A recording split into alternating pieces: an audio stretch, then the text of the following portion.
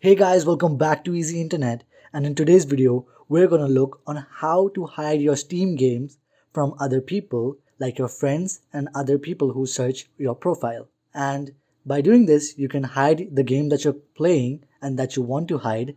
It hides your game status so people won't know what you're doing and what game you're playing. So to hide any game, first step you have to do is go and right click over the game you want to hide. So for this, I'll choose Alan Wake as the game that I want to hide. I'll just right click on Alan Wake, and then once you right click, click on Manage, and in Manage, click on Mark as Private. Once you click Mark as Private, you can see your ownership, in-game status, playtime and activity will not be visible to other people. Then click on Mark as Private, and then your game has been successfully hidden from other people. Now other people will not be able to see me playing this game, which is Alan Wake, which I've marked as private.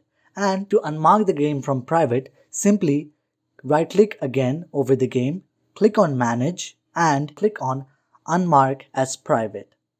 I hope this video has helped you. Do like, share and subscribe to Easy Internet for more such videos. Thanks for watching.